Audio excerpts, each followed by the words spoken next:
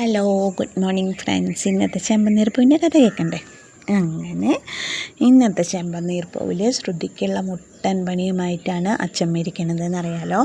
അങ്ങനെ ശ്രുതി തുണികൾ അലക്കണ സമയത്ത് മീരേനെ വിളിച്ച് സംസാരിക്കുമ്പോൾ മീര പറയണത്, നിനക്ക് ഇത് തന്നെ വേണം, നിനക്ക് എന്നോടൊന്നും പറയാതെ ആരോടും പറയാതെ നിനക്ക് എല്ലാ കാര്യങ്ങളും നടത്താനുള്ള കഴിവുണ്ടല്ലോ, അപ്പോൾ ഇതിൽ നിന്ന് രക്ഷപ്പെടാൻ എനിക്ക് എന്തെങ്കിലും ഒരു മാർഗ്ഗം പറഞ്ഞതാ മീരെ പറയുമ്പോൾ പറയും, നീ തന്നെ കണ്ടുപിടിക്കുക, നിനക്ക് എല്ലാത്തിനുള്ള കഴിവുണ്ടല്ലോ, അതിൽ നിന്ന് രക്ഷപ്പെടാനുള്ള മാർഗ്ഗം നീ തന്നെ കണ്ടുപിടിക്കുക പറയും. അപ്പോൾ ശ്രുതി പറയും, ഞാനൊരു കാര്യം ചെയ്താലോ, പണികൾ ചെയ്യണതിൻ്റെ ഇടയിൽ കൂടെ നടുവേദന അത് വേണ്ടിയിട്ട് പെട്ടെന്ന് അങ്ങോട്ട് അഭിനയിച്ചാൽ അപ്പോൾ പിന്നെ റെസ്റ്റ് എടുക്കാൻ പറയില്ല, അപ്പോൾ എന്നെ കൊണ്ട് അച്ഛമ്മ പണിയൊന്നും ചെയ്യിപ്പിക്കില്ലല്ലോ എന്ന് പറയാണ്. അപ്പം മീര പറയാം, അത് നല്ല ഐഡിയ, അങ്ങനെയാകുമ്പോൾ അച്ഛമ്മ എല്ലാ പണി ചെയ്യേണ്ടി വരും, അപ്പോൾ അച്ഛമ്മയ്ക്ക് പണി ചെയ്തിട്ട് 2 ദിവസം കൊണ്ട് അച്ഛമ്മ സ്ഥലം കാലിയാക്കും, അപ്പോൾ പിന്നെ നിനക്ക് കുഴപ്പം വരില്ലല്ലോ എന്ന് പറയാണ്. എന്നാൽ അങ്ങനെ ചെയ്യാമല്ലോ ചോദിക്കും. പറയണം, നിനക്ക് ഐഡിയ ഉള്ളതല്ലേ, നീ അതുപോലെ ചെയ്യേ പറഞ്ഞിട്ട് മീന അങ്ങനെ ഫോൺ വെക്കണം. അപ്പോൾ ശ്രുതി വിചാരിക്കണം, ഇനിയിപ്പോൾ ഇത് കഴിഞ്ഞ് തറ തുടയ്ക്കണതിൻ്റെ ഇടയിൽ കൂടെ നടുവേദന എന്ന് പറഞ്ഞിട്ട് അങ്ങോട്ട് അഭിനയിക്കുക എന്നൊക്കെ ഇങ്ങനെ ശ്രുതി വിചാരിക്കുകയാണ്. ഈ സമയത്ത് ശ്രുതി കാറും കൊണ്ട് പോകുന്നുണ്ട്. പാർക്കിൻ്റെ അവിടെ വണ്ടി നിർത്താൻ ശ്രുതിനെ ഫോളോ ചെയ്തിട്ട് ഒരു ഗുണ്ടിയുണ്ട്, നീലിമയുടെ ഗുണ്ടിയുണ്ട്. അങ്ങനെ ശ്രുതി പാർക്കിൻ്റെ അവിടെ പാർക്കിൻ്റെ അവിടെ നിർത്തുമ്പോൾ ഇയാൾ വിചാരിക്കണം, എന്തിനപ്പോൾ ഇവൻ ഇവിടെ നിർത്തിയേക്കണം ഇങ്ങനെ ഗുണ്ട വിചാരിക്കുകയാണ്. അപ്പോൾ ശ്രുതി മെല്ലെ വണ്ടിയിൽ നിന്ന് ഇറങ്ങിയിട്ട് പാർക്കിൻ്റെ ഉള്ളിലേക്ക് പോകുമ്പോൾ പറയും, ഈശ്വര എന്തൊരു രസം, ഇവിടെ എപ്പോഴും ഒരു മാറ്റമില്ല, വന്ന് കഴിഞ്ഞ നാളുകളൊക്കെ മനസ്സിലിങ്ങനെ ഓർമ്മ വരിക, ഞാനിരുന്ന ബെഞ്ച്, അയ്യോ ഇവിടെ ഇരുന്ന് ഞാൻ എത്ര ഭക്ഷണം കഴിച്ചിക്കണോ, എത്ര കടൽ തിന്നക്കണോ, എത്ര ബ്രോയുടെ കൂടെ മുറുക്ക് കഴിച്ചിക്കണോ, എത്ര ഇവിടെ ഓടിച്ചാടി കളിച്ചേക്കണോ, എത്ര കിടന്നുറങ്ങിയേക്കണോ, ഇതൊക്കെ കാണുമ്പോൾ ഒരു ഭയങ്കര നൊസ്റ്റാൾജിക് ഫീലാണല്ലോ ദൈവമേ എന്നൊക്കെ ഇങ്ങനെ വിചാരിക്കുകയാണ്. അങ്ങനെ ശ്രുതി നടന്നിങ്ങനെ പോയിട്ട് ശ്രുതി ഇരുന്നാർന്ന ബെഞ്ചിൽ പോയിട്ടിരിക്കുമ്പോൾ ഈശ്വര ഇപ്പോഴാണ് മനസ്സിനൊരു സന്തോഷം തോന്നണത്, അന്ന് അത്രയും സന്തോഷിച്ച നാളുകളായിരുന്നു ഇവിടെ ഇരുന്നിട്ട്. ബ്രോനെ കാണാനില്ലല്ലോ, ബ്രോ വരുമ്പോൾ വരട്ടെ. പക്ഷെ ശ്രുതിയുടെ പഴയ ഓർമ്മകളൊക്കെ ഇങ്ങനെ അയവിറക്കി, പാർക്കിൽ മുന്നേ ഉണ്ടായിരുന്ന ഓർമ്മകളൊക്കെ അയവിറക്കിയിട്ട് ഇങ്ങനെ ശ്രുതി പാർക്കിലിരിക്കുകയാണ്. അപ്പോൾ ഇയാളിങ്ങനെ പുറത്ത് ആ ഗുണ്ടയെ തട്ടിക്കൊണ്ടുപോകാൻ വെച്ചിട്ട് കൂട്ടത്തിലത്തെ ആൾ വിചാരിക്കുക, എന്താ ഇവൻ പുറത്തേക്ക് ഇറങ്ങാത്ത, എന്തായാലും വരട്ടെ.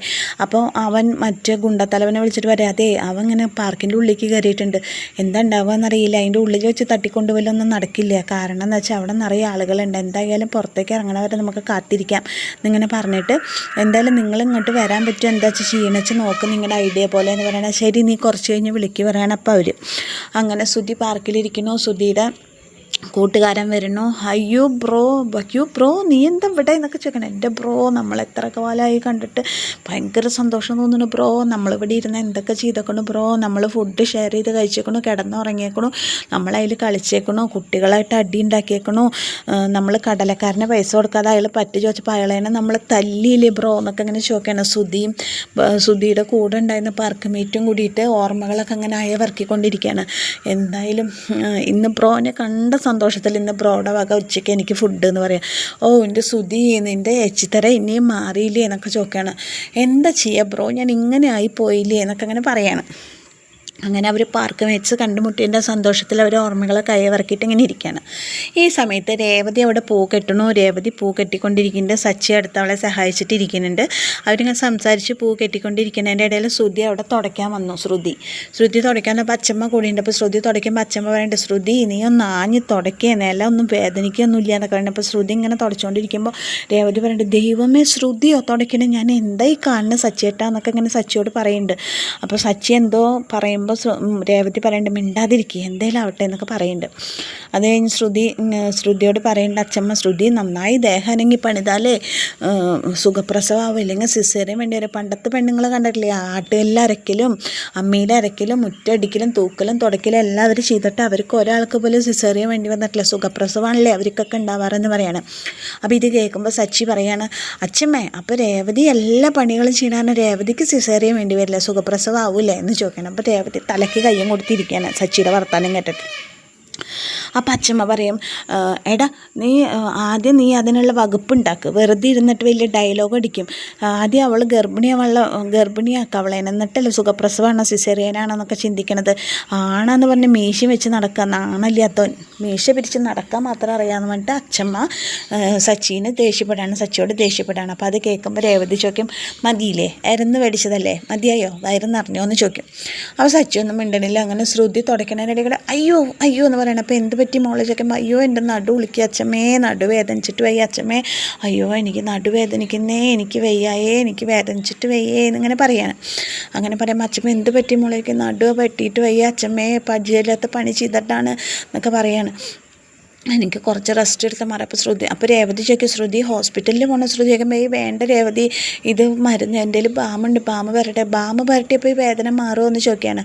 അപ്പോൾ ബാമ് പുരട്ടിയിട്ട് ഒരു 10-14 ദിവസം റെസ്റ്റ് എടുത്താൽ മാറും എന്നൊക്കെ പറയണം. അപ്പോൾ ശ്രുതിയുടെ ഉഡായിപ്പ് തരം സച്ചിക്ക് രേവതിക്ക് മനസ്സിലായി. അപ്പോൾ സച്ചി പറയും ഉഡായിപ്പ് പറയുമ്പോൾ രേവതി പറയും മിണ്ടാതിരിക്കും സച്ചേട്ടാന്ന് പറയും.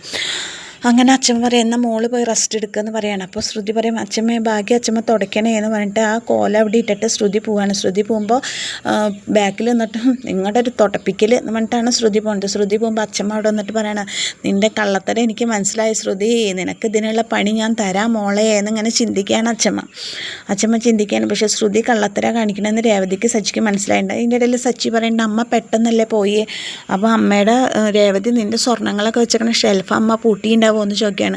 അതൊക്കെ അമ്മ പൂട്ടിയിട്ടുണ്ടാവും, ഇല്ലെങ്കിൽ നമുക്കത് പൂട്ടിയിട്ട് സ്വർണ്ണമൊക്കെ ഭദ്രമാണെന്ന് നോക്കിയാൽ, ഇല്ലെങ്കിൽ നമുക്ക് സ്വർണ്ണം എടുത്ത് വെച്ചാൽ അമ്മ വരുമ്പോൾ കൊടുത്താൽ പോയിരിക്കും. അത് ചേട്ടാ ഒന്നും വേണ്ട പറയാം. അപ്പോൾ പറയാം എന്നാൽ നമുക്കൊരു കാര്യം ചെയ്യാം, അച്ഛനോട് ഷെൽഫ് പൂട്ടിയിട്ട് താക്കോലൊക്കെ സൂക്ഷിച്ച്, ഷെൽഫ് പൂട്ടിയിട്ടുണ്ടോ പൂട്ടിയിട്ട് താക്കോലൊക്കെ അച്ഛനോട് സൂക്ഷിച്ച് വെക്കാൻ പറയാം, സ്വർണ്ണമൊക്കെ അവിടെ ഉണ്ടോ എന്നൊക്കെ നോക്കാൻ പറയാമെന്ന് പറയാണ് സച്ചി. അച്ഛൻ വരട്ടെ നമുക്ക് അച്ഛനോട് പറയാമെന്നൊക്കെ അവർ പറയേണ്ടത് ഇതിൻ്റെ ഇടയിൽ കൂടെ. പക്ഷേ സ്വർണ്ണം പോയിട്ട് അവിടെ സ്വർണ്ണത്തിൻ്റെ പൊട്ട് പോലും ഇല്ല എന്ന് ചന്ദ്രമതിക്കും ശ്രുതിക്കും എല്ലാം അറിയുള്ളൂ. അവരല്ലേ കള്ളത്തരങ്ങൾ മുഴുവൻ ചെയ്തു വെച്ചേക്കണേ. അത് കഴിഞ്ഞ് പിന്നെ പാർക്കിൽ ഇവർ രണ്ടുപേരും പാർക്കിലാണല്ലോ. അപ്പോൾ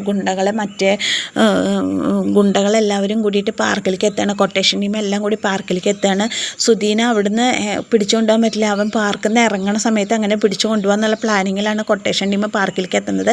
അവിടെ വന്ന് നോക്കുമ്പോൾ സുധീനെയും കൂട്ടുകാരനെയും കാണുന്നില്ല. അപ്പോൾ അതിലത്തെ തലവൻ ചോദിക്കണം എടാ നീയല്ലേ പറഞ്ഞ സുധി ഇവിടെ ഉണ്ടെന്ന്, ഇവിടെ കാണാനില്ലല്ലോ അപ്പം ഇവർ നോക്കുമ്പോൾ സീസോയിലും കുട്ടികളുടെ ഉരുസണയിലൊക്കെ ഇരുന്നിട്ട് രണ്ടുപേരെ കളിക്കുന്നുണ്ട്. ഇവർ രണ്ട് മന്ദബുദ്ധികളാണ് തോന്നണു. ഇവനൊന്നാവില്ല ശ്രുതി എന്ന് പറയാണ് കൊട്ടേഷൻ ടീമിൻ്റെ തലവൻ. എന്നിട്ട് അവർ ഫോൺ നോക്കുമ്പോൾ അല്ല ഇതന്നെയാണല്ലോ, ഇനിയിപ്പോൾ ഇതെന്ത് സ്വഭാവം ഇവരെന്താ കുഞ്ഞു പിള്ളേരോ എന്നൊക്കെ അങ്ങനെ ചോദിച്ചിട്ട് സുധിയുടെയും പാർക്ക് മേറ്റിൻ്റെയും കൂടിയിട്ടുള്ള കളികളും പൊട്ടത്തരങ്ങളും കണ്ടിട്ട് ഇവർ അന്തം വിട്ട് നിൽക്കണം. അപ്പോൾ ഇവർ ചിന്തിച്ചേക്കണത് എന്താണെന്ന് വെച്ചിട്ടുണ്ടെങ്കിൽ സുധി പാർക്കിൽ നിന്ന് ഇറങ്ങുന്ന സമയത്ത് സുധീനെ തട്ടിക്കൊണ്ടുപോകാന്നുള്ള പ്ലാനിങ്ങിലാണ് കൊട്ടേഷൻ ടീം ഇരിക്കുന്നത്. അപ്പോൾ എന്തായാലും സുധിയുടെ കാര്യത്തിൽ ഏകദേശം ഒരു തീരുമാനമായി. ശ്രുതിയാണെങ്കിൽ കള്ളത്തരം കാണിച്ചിട്ട് ശ്രുതി രക്ഷപ്പെട്ടു എന്നുള്ള ഭാഗത്തിലാണ് ഇരിക്കുന്നത്. പക്ഷേ ശ്രുതിയെക്കാട്ടിലും കൂടുതൽ കള്ളത്തരങ്ങൾ അറിയുന്നവളാണ് അച്ഛമ്മ ഒരിക്കലും അത് സമ്മതിച്ചു കൊടുക്കും നമുക്ക് തോന്നില്ല. അങ്ങനെയാണ് ഇന്നത്തെ എപ്പിസോഡിൻ്റെ കഥ വരുന്നത്. അപ്പോൾ എന്നത്തെയും പോലെ ഇന്നും ഞാൻ പറയാം, എൻ്റെ കഥ കേട്ട് ഇഷ്ടപ്പെട്ട കൂട്ടുകാരെ എൻ്റെ ചാനലൊന്ന് ലൈക്ക് ചെയ്യുക, ഷെയർ ചെയ്യുക, സബ്സ്ക്രൈബ് ചെയ്യുക. എൻ്റെ വീഡിയോ സ്കിപ്പ് ചെയ്യാതെ ഫുള്ളായിട്ടൊന്ന് കാണുക, എന്നെ സപ്പോർട്ട് ചെയ്യുക. നിങ്ങളുടെ സപ്പോർട്ടാണ് കേട്ടോ എൻ്റെ വിജയം. അപ്പോൾ എല്ലാവർക്കും നന്ദിയോടെ. Okay, thank you.